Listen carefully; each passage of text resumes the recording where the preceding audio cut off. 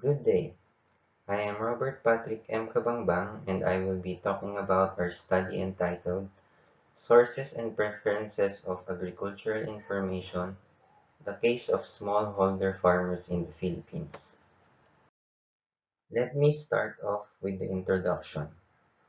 There are various studies that show that there is a positive relationship between good flow of knowledge and information and agricultural development.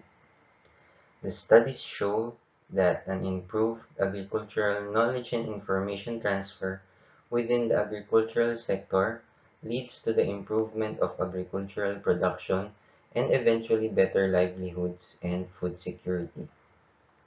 In the Philippines, however, only a small amount of agricultural information is accessible to rural farmers despite a large body of agricultural knowledge available. This is mainly due to a weak research to extension linkages and a weak capacity of decentralized units of the government. The purpose of this study is to identify and evaluate the sources of agricultural information used by small-scale farmers of rice, corn, banana, coffee, and cacao in different provinces in the Philippines based on their information needs and preferences. Specifically, it aims to: number one, assess the agricultural information needs of small-scale farmers in the study areas. 2. Find out how farmers access the agricultural information and knowledge used in farming. And 3. Assess how farmers use the agricultural information and knowledge gained from various sources. For the methods of this study, structured interviews using pre-tested questionnaires were made to collect data from small-scale farms of rice, corn, banana, coffee, and cacao from different municipalities across different provinces in the Philippines. Among these are Ligao City, Albay, Muñoz, Nueva Ecija, Barili, Cebu, Etchague, Isabela, Victoria Oriental, Mindoro, Cabacan, North Cotabato, Claveria, Misamis Oriental, and Maramag, Bukidnon. A random sampling was done using an acquired master list of farmers from the municipal agricultural offices. And then the gathered data were analyzed using descriptive statistical analysis through measures of frequency.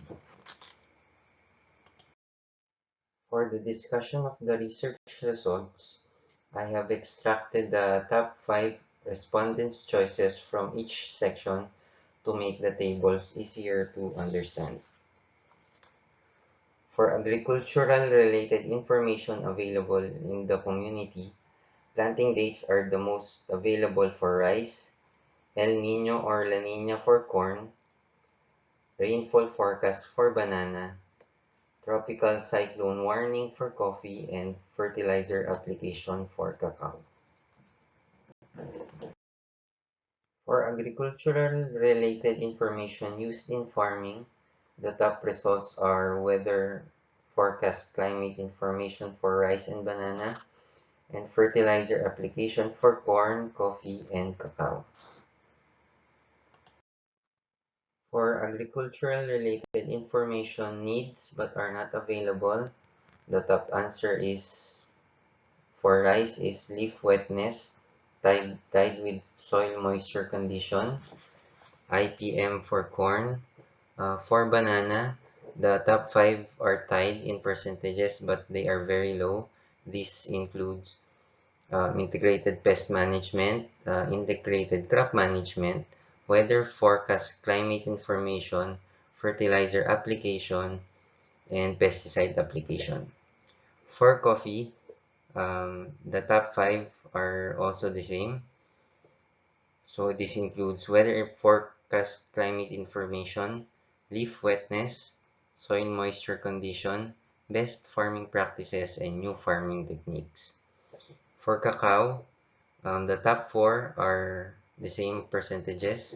which includes weather forecast, climate information, new farm machineries, equipment, integrated pest management, and pesticide application. The main reasons for the use of agricultural information is common among the respondents, which is to increase harvest, decrease production cost, optimal use of agricultural resources, and the fact that the information is free. The leading source of agricultural information among the respondents is the Department of Agriculture through the agricultural extension workers and technicians of the Municipal Agricultural Office. This is followed by fellow farmers in the community, which is a common setting in the Philippine agricultural sector. These are unanimous across the study crops. This also applies for the most trusted sources of agricultural information. According to the respondents, this is primarily because the AEWs and technicians are the experts in terms of the technical knowledge of crop production. Fellow farmers in the community also have valuable information due to their years of experience in farming, which is commonly shared among other farmers. The most used media source by the respondents is the television, followed by radio, and cell phones or smartphones.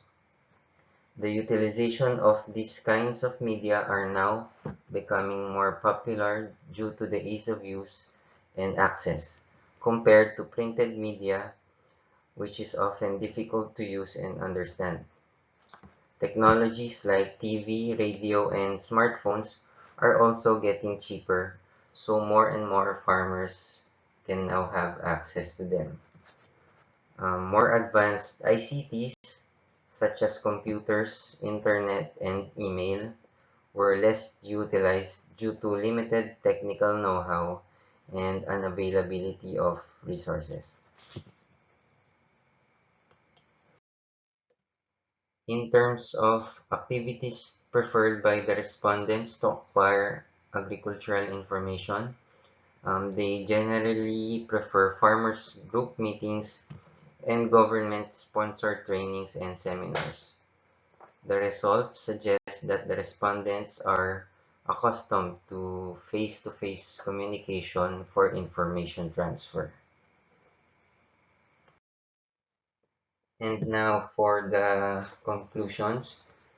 Through the results of the study, we can conclude the following. Firstly, knowledge and information needs and seeking behavior of farmers vary across crops and is also location specific. Next is the major sources of agricultural information is the Department of Agriculture through their AEWs and technicians, and also fellow farmers. Next is the preferred mode for information transfer is through farmers group meetings or government-sponsored events. And lastly, their preferred media for information transfer is through television, radio, and cell phones or smartphones. Based on the findings, the following recommendations are made. Number one, in order to address the specific needs of farmers, conduct of regular studies on information and knowledge needs should be carried out. This can be done by researchers, local governments, and other institutions. A collaboration between these agencies is also a possibility. Number two, improve awareness of farmers of the available knowledge and information sources in the community. This will enable the farmers to look for what they need and be more confident in improving their farming activities. Number three, Include farmers in the planning and development of relevant agricultural technologies and programs, more like a participatory approach. This can increase the adoption rate of agricultural information and technologies in farmer communities. And lastly, explore the variety of information sources or multi-platform dissemination. For example, aside from face-to-face communication, this can be complemented by appropriate ICTs such as magazines, brochures, and leaflets. That is all. Thank you.